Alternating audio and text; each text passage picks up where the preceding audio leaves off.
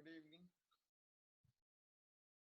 मैं अरुण खुखसार राजकीय उच्चतर माध्यमिक विद्यालय कोटी मैरुकी हौलदार टिहरी गढ़वाल से। आज का हमारा टॉपिक है एनसीईआरटी की बुक से कक्षा 10 के लिए चैप्टर 4 द्विघात समीकरण क्वाड्रेटिक इक्वेशन। इसमें मैंने एक पावर पॉइंट प्रेजेंटेशन बनाया है और ये पावर पॉइंट प्रेजेंटेशन जो है मैं आपको 3 वीडियो के रूप में इसको आपको प्रोवाइड कराऊंगा। तो आइए हम शुरू करते हैं द्विघात समीकरण। सबसे पहले द्विघात समीकरण के बारे में हमने जो है वो सेकंड चैप्टर बहुपद में पढ़ा है। उसमें हमने पढ़ा है कि द्विघात समीकरण क्या होते हैं। आइए जानते हैं कि द्विघात समीकरण क्या है। देखिए, गणित में द्विघात समीकरण द्वितीय घात का एक बहुपद समीकरण होता है जिसका मानक समीकरण ax² plus bx plus c equal to 0 होता है। ठीक है, तो हम जानते हैं, जानेंगे क्या होता है। देखिए, ये हमारा एक मानक समीकरण होता है कि जो भी बहुपद है वो दिखने में कैसा होना चाहिए। तो ये हमारा द्विघात का मानक समीकरण है। द्विघात समीकरण इस तरीके की दिखनी चाहिए। ax², मतलब उसमें एक पद होना चाहिए जो x² का हो, एक पद ऐसा होना चाहिए जिसमें x हो, और एक पद ऐसा होना चाहिए जिसमें x ना हो। ठीक है ना। तो ये इस तरीके का द्विघात बहुपद होता है, और अगर इक्वल टू 0 है तो ये एक द्विघात समीकरण बन जाता है। इसमें ध्यान देने वाली बात यह है कि ये द्विघात समीकरण क्यों कहला रहा है। ये इसलिए कहला रहा है, देखिए, किसी भी बहुपद की घात होती है, हमने पढ़ा है बहुपद की घात क्या होती है। बहुपद की घात होती है, या किसी समीकरण की क्या घात हो सकती है, जो उसका चर होता है। चर मतलब वेरिएबल, वेरिएबल मतलब जिसकी वैल्यू बदलती रहती है। यहाँ पर x, इस समीकरण में x जो है वो वेरिएबल है, वो चर है, जबकि a b c अचर राशि हैं, या आप इन्हें गुणांक कह सकते हैं। x² गुणांक a है, x का गुणांक b है, और c अचर गुणांक है। तो अचर वो होते हैं जो फिक्स होते हैं, जैसे 5 है तो वो फिक्स है। कक्षा 6 में हमने चर अचर के बारे में जाना है। वेरिएबल्स वो होते हैं जैसे x है, जिनको हम मानते हैं, जो समीकरण में अननोन होते हैं। जो किसी क्वेश्चन में अननोन चीजें होती हैं उनको हमें कुछ मानना पड़ता है, और मानने के बाद हम उसका आंसर फाइंड करते हैं। तो जो भी उसका हल होता है, उसकी वैल्यू की किसी समीकरण के लिए x की वैल्यू 5 होगी तो किसी के लिए 6 होगी। तो वेरिएबल है वो, मतलब वेरिएबल मतलब चेंजेबल, विच इज चेंजेबल, जो चेंज हो सकता है बार बार। तो इसके बारे में हमने चर अचर राशियों के बारे में कक्षा 6 में पढ़ा है। और ये कक्षा 10 के लिए तो ऐसा समझा जाता है कि ये इतना आपको इसका ज्ञान होगा। तो चर यहाँ पर x है, और x की घात यहाँ पर 2 है, जबकि दूसरे, अगर आप देखें दूसरे टर्म में देखें या दूसरे पद में देखें तो x की घात कुछ नहीं है, तो इसका मतलब x की घात 1 है। और तीसरे पद में x नहीं है, तो इसका मतलब x की घात 0 है। x की घात, किसी भी चीज की घात 0 होने पर उसका मान 1 होता है। तो ये 1 से गुणा होगा तो c into 1 equal to c हो जाएगा। इसलिए यहाँ x की पावर 0 नहीं लिखा है, और x की घात 1 लिखने की जरूरत नहीं होती। x लिख दिया है तो इसका मतलब इसकी घात 1। तो इसमें x, इन तीनों पदों में x की अधिकतम घात क्या है, 2 है। तो अगर किसी भी बहुपद में की घात 2 है, यानी अधिकतम घात 2 है, वही उस समीकरण की घात कहलाती है, और उसी के अनुसार वो क्या होगा, द्विघात समीकरण, और द्विघात समीकरण होगा। ठीक है ना। तो ax² plus bx plus c equal to 0 में x की अधिकतम घात है x² मतलब 2। तो 2 घात है तो द्वि, द्वि माने 2, घात माने घात, जिसकी घात 2 है। ऐसे समीकरण जिसकी घात 2 है, तो ये पूरे समीकरण की घात क्या है, 2 है, इसलिए ये द्विघात समीकरण है। ये इसका मानक रूप है। जो भी हम क्वेश्चन करेंगे सबसे पहले उस इक्वेशन को मानक रूप में होना आवश्यक है, तभी उसके बाद हम उसको हल करते हैं। अच्छा, इसमें एक कंडीशन है, यह अनिवार्यता a does not equal to 0। a जो है वो 0 के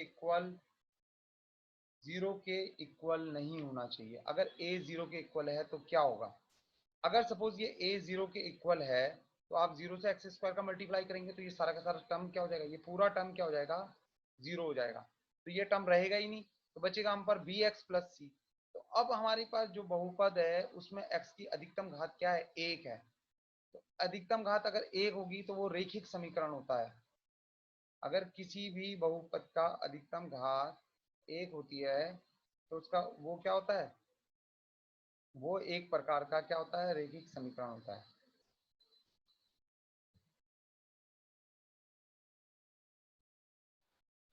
तो यहाँ पर ये अनिवार्य कंडीशन है कि a does not equal to 0।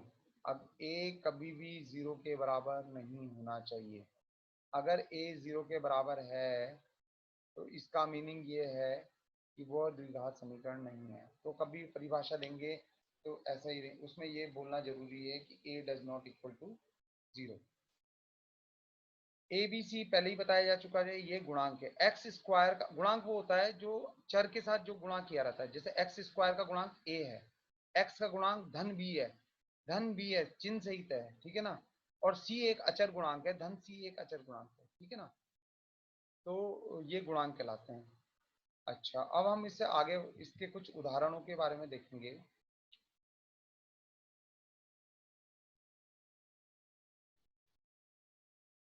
देखिए जहां पर ये है पहला एग्जाम्पल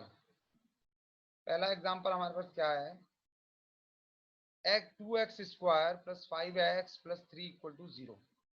ये देखेंगे तो ये मानक समीकरण की तरह है। मानक समीकरण में पहले एक्स स्क्वायर का टर्म था, फिर एक्स का टर्म था, फिर कांस्टेंट टर्म था। तो एक्स स्क्वायर का टर्म है तो इसका मीनिंग ये है, ये एक मानक समीकरण के रूप में है। तो हम इसका तुलना कर लेते हैं मानक समीकरण के साथ। अगर हम इसकी तुलना करें, अगर हम इस इक्वेशन का कंपैरिजन करें, तुलना करें मानक समीकरण से, तो मानक समीकरण क्या था, ए एक्स स्क्वायर। ए की जगह क्या है यहाँ 2, इसका मतलब ए इक्वल टू 2। बी की जगह क्या है 5, तो बी इक्वल टू 5। सी की जगह क्या है 3, तो सी इक्वल टू कितना हो गया 3। तो इस तरीके से हम ए बी सी फाइंड कर सकते हैं। और ये बहुत इंपॉर्टेंट है, ए बी सी जो है ये हमें आगे जब हम इसका हल निकालेंगे, इसका सॉल्यूशन निकालेंगे, उस समय हमें इसकी जरूरत पड़ेगी। तो इसलिए ए बी सी फाइंड करना हमें आना चाहिए। कुछ नहीं करना है, आपको तुलना करनी है मानक समीकरण से। ए की जगह एक्स स्क्वायर का गुणांक क्या होता है, ए होता है, तो ए की जगह क्या है 2। बी की जगह कितना है, वो एक्स का गुणांक होता है तो 5 है। और सी क्या है, अचर पद होता है तो 3 है। इसी तरह अगर हम एक दूसरा एग्जाम्पल देखें, x square minus 3x equal to 0। अगर आप देखें तो इसमें हम देखेंगे कि हमारे मानक समीकरण में 3 टर्म होते हैं, एक्स स्क्वायर वाला टर्म, एक्स वाला टर्म और कांस्टेंट टर्म। जबकि यहाँ पर एक्स स्क्वायर वाला टर्म है, एक्स वाला है, लेकिन कांस्टेंट टर्म है नहीं। तो चलिए इसके ऊपर थोड़ा डिस्कस करते हैं, क्योंकि ये थोड़ा मुश्किल लग रहा है। तो इसमें पहला क्वेश्चन अराइज होता है कि यहाँ पर ए तो है ही नहीं, एक्स स्क्वायर का गुणांक तो लिखा ही नहीं है कुछ, तो ए क्या है, कहाँ है। तो देखिए जिस जो भी पद है उसका अगर कोई गुणांक नहीं है तो इसका मतलब उसका गुणांक 1 है। एक्स स्क्वायर का गुणांक क्या होगा ए, तो इसमें a equal to 1, a equal to क्या हो जाएगा 1 हो जाएगा। और इसे 1x स्क्वायर नहीं लिख सकते, 1 लिखने का आप लिख सकते हैं, लेकिन लिखा नहीं जाता, आमतौर पर लिखा नहीं जाता, 1 नहीं लिखा जाता, बाकी और नंबर लिखे जाते हैं। अगर यहाँ पर कुछ नहीं लिखा है तो इसका मतलब ऑब्वियसली ये 1 ही होगा, ठीक है ना। आमतौर पर इसको नहीं लिखते हैं, ठीक है। दूसरा है बी। अब बी का तुलना करेंगे तो बी प्लस बी एक्स होता है ना, तो b इक्वल टू 3 नहीं होगा, b इक्वल टू -3 होगा, क्योंकि यहाँ सिंबल भी लिया जाएगा, साइन सहित लेना है हमें, ध्यान रहे साइन सहित लिया जाए। क्योंकि सूत्र मानक समीकरण में यहाँ धन धन का चिन्ह होता है, इसलिए अगर आप कंपैरिजन करोगे तो यहाँ माइनस का आपको लेना पड़ेगा, इसलिए -3 आएगा यहाँ पर, ठीक है ना, b इक्वल टू -3। अब आया c कहाँ है, मतलब c वाला टर्म तो है ही नहीं। तो जो टर्म नहीं होता वो 0 होता है। सी टर्म अगर है नहीं तो वो उसका गुणांक 0 होता है। अगर यहाँ माना यहाँ पर अगर 3 होता ओनली, एक्स नहीं होता, तो यहाँ पर एक्स वाला टर्म मिस होता। इसका मतलब बी इक्वल टू कितना होता, 0 होता, यानी उसका गुणांक 0 लेते हैं उस समय। तो यहाँ पर 0 लिखने की जरूरत नहीं होती, ऐसा नहीं लिख सकते x square minus 3x plus 0 equal to 0, वो लिखने का जरूरत नहीं है, ठीक है ना। जो टर्म मिस है वो टर्म उसका गुणांक 0 है, सीधा सीधा। अब हम आएंगे थर्ड इक्वेशन में, यहाँ 5x माइनस 3 इक्वल टू 0। अब यहाँ ध्यान दिया जाए, देखेंगे तो यहाँ पर भी 2 ही टर्म है, और यहाँ पर एक्स स्क्वायर वाला टर्म मिस है। अगर एक्स स्क्वायर वाला टर्म मिस है तो इसका मतलब एक्स स्क्वायर का गुणांक 0 होगा, और एक्स स्क्वायर का गुणांक क्या है ए 0। और अभी अभी हमने परिभाषा में पढ़ा है कि ए डज नॉट इक्वल टू 0, ए कभी भी 0 के बराबर नहीं होगा। बी हो सकता है, सी हो सकता है, लेकिन ए 0 नहीं होगा, क्योंकि एक्स स्क्वायर वाला टर्म नहीं है। तो इसका मतलब ये रैखिक समीकरण है, ना कि ये द्विघात समीकरण है। तो ये द्विघात समीकरण नहीं है और ये चैप्टर है द्विघात समीकरण। हम यहाँ द्विघात समीकरण के बारे में डिस्कस कर रहे हैं, ठीक है ना। अब हम आगे बढ़ेंगे, कुछ और एग्जाम्पल देखते हैं, कुछ और एग्जाम्पल देखते हैं।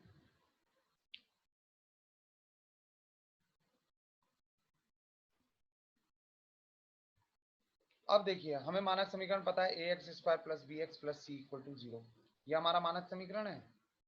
लेकिन कुछ समय के लिए कुछ ऐसे समीकरण द्विघात समीकरण होते हैं जो मानक समीकरण के रूप में नहीं होंगे आपके पास, और तो आप उसको कैसे फाइंड करेंगे कि ये द्विघात समीकरण है, आप कैसे उसको निकाल सकते हैं। तो यहाँ पर कुछ विभिन्न स्वरूप दिखाए गए हैं, इसके अलावा भी और स्वरूप हो सकते हैं, लेकिन जनरली जो स्वरूप है इसी के ऊपर हम इसी फॉर्म के ऊपर डिस्कस करेंगे। जैसे कि हमारा पहला है, तो पहले में क्या है, x square,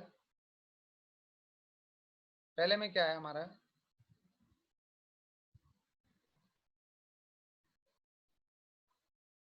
x square equal to 3x minus 1, ये हमारा इक्वेशन है। तो इसमें यहाँ देखें, अगर हम मानक समीकरण को अगर देखें तो मानक समीकरण हमारा ये a x square plus b x plus c equal to 0। तो यहाँ देखेंगे राइट हैंड साइड में, ये राइट हैंड साइड है, ये राइट हैंड साइड है, राइट हैंड साइड में 0 होता है, जबकि यहाँ राइट हैंड साइड में क्या है, 3x माइनस 1 है। और बाकी एक्स स्क्वायर वाला टर्म, एक्स वाला टर्म और अचर पद लेफ्ट हैंड साइड में होता है, जबकि लेफ्ट हैंड साइड में एक्स स्क्वायर है। तो हमें सीधा सीधा पता है कि इन दोनों को लेफ्ट हैंड साइड भेजना है, इसको मूव करेंगे लेफ्ट हैंड साइड में तो यहाँ 0 रह जाएगा। तो लेफ्ट हैंड साइड में मूव कराने का तरीका क्या होगा, हमने पहले भी पढ़ा है, बीजगणित में पढ़ा है, हम कई बार इसको मूव कराते हैं। जब मूव कराते हैं, अगर इक्वल के दूसरी साइड आपको मूव कराना है, चाहे लेफ्ट हैंड से राइट हैंड साइड में कराओ, चाहे राइट से लेफ्ट साइड में कराओ, इक्वल के दूसरी तरफ अगर आपको मूव कराना है तो उसके लिए क्या होता है, अगर कोई आपका धनात्मक चीज है तो वो वहां जाकर ऋणात्मक हो जाती है, माइनस वाला प्लस में कन्वर्ट हो जाता है, इनटू डिवाइड में, और डिवाइड इनटू में हो जाता है, ठीक है ना।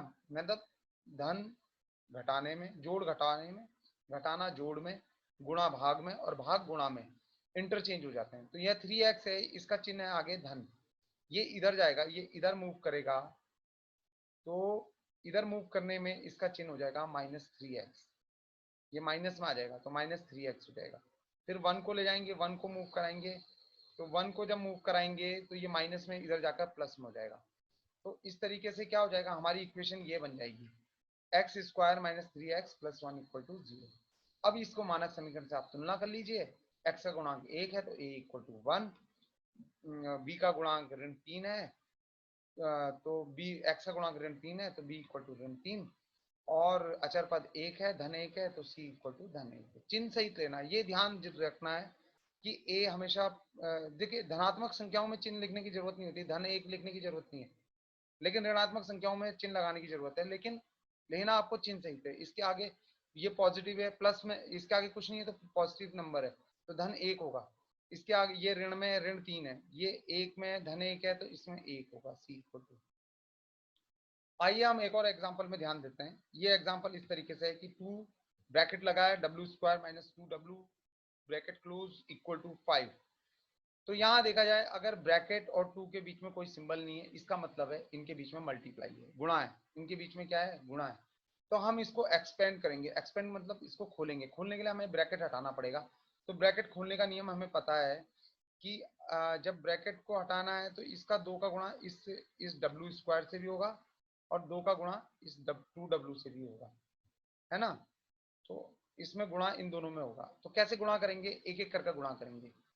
फिर साथ में ये भी ध्यान रखा जाता है कि ये 2 का चिन्ह क्या है, धन में, तो धनात्मक संख्या से गुणा तो अंदर के चिन्हों में कोई भी चेंज नहीं होगा, लेकिन अगर ऋण वाली संख्या से आप गुणा करते हैं तो अंदर के चिन्हों में चेंज होगा, परिवर्तन होगा। ये ब्रैकेट खोलने का नियम है, ये हमने 6-7 क्लास से स्टार्ट हो जाते हैं हम ये पढ़ना, हमने बहुत कुछ इसमें करा हुआ है अभी तक, तो हम जानते हैं कि इसको कैसे एक्सपेंड करना है, इसमें अंदर मल्टीप्लाई करना है। तो ध्यान रखना है ब्रैकेट के अंदर कि सभी टर्म्स के साथ मल्टीप्लाई होगा। तो 2 का अगर w स्क्वायर के साथ मल्टीप्लाई होता है तो 2w स्क्वायर आता है, फिर 2 का 2w से मल्टीप्लाई होता है तो 4w आता है, और अंदर का सिंबल चेंज नहीं हुआ क्योंकि बाहर धन 2 है, 2 है, 2 के आगे कोई चिन्ह नहीं है, ऋण नहीं है, तो इसका मतलब धन है वो, तो धनात्मक संख्या, इसके अंदर के चिन्ह बदलेंगे नहीं। अब ये 5 राइट हैंड साइड में, तो इसको लेफ्ट हैंड साइड में ले जाना पड़ेगा। अब लेफ्ट हैंड साइड में ले जाएंगे तो ये धन का 5 इधर जाकर ऋण का 5 हो जाएगा, तो इसलिए ऋण 5 ही आ जाएगा और राइट हैंड साइड में हमारा 0 रह जाएगा। इस तरीके से मानक समीकरण के रूप में आ जाएगा। इसका तुलना हम मानक समीकरण से करेंगे, तो ए की जगह 2 है, बी की जगह ऋण 4 है और सी की जगह ऋण 5 है ना। कंपैरिजन करेंगे जैसा हम करते आ रहे हैं अभी तक, वैसे ही हम इसको पूरे को कंपैरिजन कर ए बी सी ज्ञात कर लेंगे। आइए अब तीसरे प्रकार के एक समीकरण को देखते हैं। यहाँ पर भी क्या है, z है, ब्रैकेट है, z माइनस 1 ब्रैकेट क्लोज है इक्वल टू 3। इसमें भी ऐसा ही होगा, आपको पहले एक्सपेंड करना होगा। एक्सपेंड करने के लिए आपको यहाँ ब्रैकेट हटाना पड़ेगा। ब्रैकेट हटाने के लिए आपको z का गुणा z से और z का गुणा -1 से करना पड़ेगा, क्योंकि z के आगे धन चिन्ह है तो अंदर के चिन्ह नहीं बदलेंगे। तो अंदर के चिन्ह नहीं बदलेंगे तो z का z से मल्टीप्लाई हुआ, z स्क्वायर आया, फिर z का -1 से हुआ तो -z आया, और 3 इधर है तो ये इसको इधर ले जाएंगे। तो इसको इधर ले जाने में इसका ये धनात्मक संख्या इधर जाकर ऋणात्मक संख्या हो जाएगी, ऋण 3 हो जाएगा। इस तरीके से ये मानक रूप में आ गया है। अब इससे मानक समीकरण से तुलना करेंगे। जेड स्क्वायर का गुणांक 1 है, जेड का गुणांक ऋण 1 है और अचर पद ऋण 3 है। तो a equal to 1, b equal to -1 and c equal to -3। Similarly next example है 5 plus 1 upon x square minus 1 upon x square, suppose sorry 5 plus 1 upon x minus 1 upon x square equal to 0। यह हमारा समीकरण है। अगर आप देखें इसको तो ये कोई बहुपद है ही नहीं, क्योंकि हमें पता है अगर ये x अपॉन में है, यानी x डिनोमिनेटर में आता है, हर में आता है, तो कोई भी अगर चर डिनोमिनेटर में है तो वो एक प्रकार का बहुपद नहीं है। तो इस पहले ये बहुपद नहीं है तो ये द्विघात बहुपद भी नहीं होगा या द्विघात समीकरण भी नहीं होगा। तो इसको पहले द्विघात समीकरण में बदलेंगे। हम क्या कर सकते हैं, इस पूरे के साथ क्या करो, एक्स स्क्वायर का मल्टीप्लाई कर दो। तो एक्स स्क्वायर का अगर मल्टीप्लाई करेंगे, अगर हम राइट साइड लेफ्ट साइड में एक्स स्क्वायर का मल्टीप्लाई करेंगे, ऐसा नहीं हो सकता कि आप 5 के साथ एक्स स्क्वायर का मल्टीप्लाई, अगर आपको कुछ भी यहाँ पर मल्टीप्लाई करना है तो पूरे टर्म के साथ होगा। तो इसलिए ब्रैकेट लगाया और पूरे टर्म के साथ एक्स स्क्वायर का मल्टीप्लाई करा। तो अगर आप इधर करोगे तो राइट हैंड साइड में भी आपको वही काम करना पड़ेगा, तभी ये समीकरण क्या होगा, तभी ये बैलेंस रहेगा, नहीं तो ये समीकरण चेंज नहीं हो जाएगा। अगर आप यहाँ एक्स स्क्वायर का मल्टीप्लाई करोगे और यहाँ नहीं करोगे तो एक तरफ क्या हो जाएगा, ये तो इक्वल क्या होता है, एक तराजू की तरह होता है। बैलेंस, एक तरफ आप चीजें बढ़ाओगे एक तरफ नहीं बढ़ाओगे तो वो क्या होगा, इनबैलेंस हो जाएगा ना, वो डज नॉट इक्वल टू 0 रह जाएगा फिर। तो इसलिए हमें क्या करना है, हमें उसको बैलेंस रखने के लिए दोनों साइड में जो काम हम लेफ्ट साइड में कर रहे हैं वही काम हमें राइट साइड में करना है। तो दोनों तरफ एक्स स्क्वायर का गुणा कर दिया। अब एक्स स्क्वायर का गुणा पहले 5 से होगा तो 5x स्क्वायर आ जाएगा, फिर एक्स स्क्वायर का गुणा 1 अपॉन एक्स से होगा, तो नीचे एक एक्स है एक एक्स ऊपर होगा, तो इस एक्स से ये स्क्वायर कैंसिल आउट हो जाएगा, तो बचेगा क्या, एक सिंगल एक्स, तो यहाँ पर आएगा एक्स। और क्योंकि एक्स स्क्वायर पॉजिटिव है तो अंदर के साइन नहीं बदलेंगे। फिर एक्स स्क्वायर का मल्टीप्लाई होगा 1 अपॉन एक्स स्क्वायर के साथ, एक्स स्क्वायर से पूरा का पूरा एक्स स्क्वायर कैंसिल हो जाएगा, बचेगा -1, तो यहाँ आएगा -1। तो इस तरीके इक्वल टू 0 है, क्योंकि एक्स स्क्वायर का मल्टीप्लाई 0 से करोगे तो 0 ही आएगा। तो इट मीन्स ये एक पूरा का पूरा जो है द्विघात समीकरण में कन्वर्ट हो जाएगा। और अब आप इसकी तुलना कर सकते हैं किसके साथ, मानक समीकरण के साथ, है ना। तो मानक समीकरण के साथ हम इसकी तुलना करेंगे तो हमको क्या मिलेगा, एक का जो एक्स स्क्वायर का गुणांक है वो तो है 5, तो a इक्वल टू 5, फिर b इक्वल टू हमें 1 मिल जाएगा और एंड c इक्वल टू -1, ये हो जाएगा। ठीक, कंपैरिजन कर लेंगे ना इसके साथ, जैसा अभी तक करते आ रहे हैं वैसे ही। चलिए अब आगे बढ़ते हैं। इसके बाद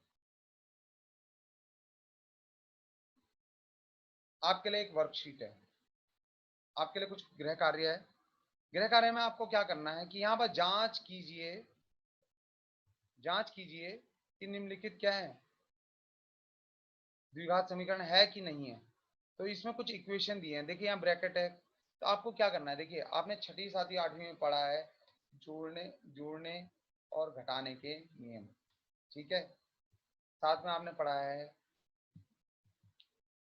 पढ़ा है कोष्ठक के नियम, ठीक है, गुणा के और भाग के नियम, ठीक है, और क्या पढ़ा है इसके साथ, इसके अलावा हमने पढ़ा है कुछ आइडेंटिटीज। आइडेंटिटीज मतलब सर्व समीकरण, जैसे यहाँ पर है a प्लस बी का होल स्क्वायर, है ना, a प्लस बी का होल स्क्वायर, यहाँ आएगा a प्लस बी का होल स्क्वायर, है ना। तो हम a प्लस बी का whole square, similarly a minus b का whole square, a minus b इसका होल स्क्वायर, ठीक है ना।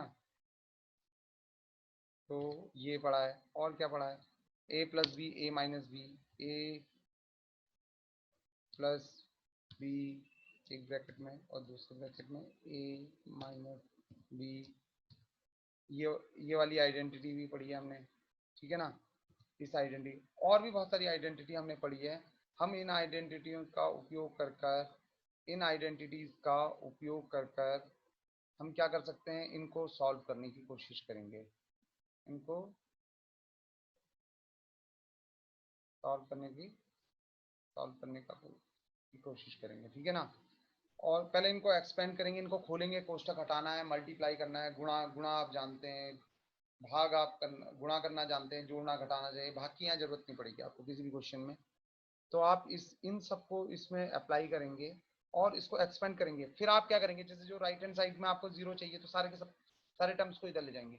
जो सिमिलर टर्म्स होते हैं, देखिए हमें जोड़ घटाव के नियम में पता है, समान पद जुड़ते हैं, समान चिन्ह वाले पद जुड़ते हैं, विपरीत चिन्ह वाले पद घटते हैं, ये सूत्र है सीधा। तो आप इसको अप्लाई करें, समान जो एक जैसे पद दिख रहे हैं, जो सजातीय पद हैं, उनको क्या करें, जोड़े घटाएं, जो भी होगा। इस तरीके से आप पर एक इक्वेशन आ जाएगी जो कि या तो वो द्विघात समीकरण होगी या नहीं होगी। पर आपको एक्सपेंड करना है, पहले आप एक्सपेंड करेंगे, सबको खोलेंगे, खोलकर सॉल्व करेंगे और लास्ट में आप लिखेंगे। यहाँ पर हाँ और नहीं ये नहीं लिखना है, आपको पूरा एक्सपेंड करना है। उसके बाद ही आप इसको खोलने के बाद इसको काटेंगे, जो भी आपका जो भी उसमें संक्रियाएं चलेंगी आप उसको अप्लाई करें, जो भी ऑपरेशन चलेंगे। और उसके बाद अप्लाई करने के बाद लास्ट में आपके पास मानक समीकरण के रूप में वो समीकरण होना चाहिए। हो सकता है वो द्विघात समीकरण है वो, और हो सकता है वो ना हो। तो अगर नहीं है तो नहीं लिखना है, और अगर है तो फिर लास्ट में हाँ लिखना है, ठीक है ना।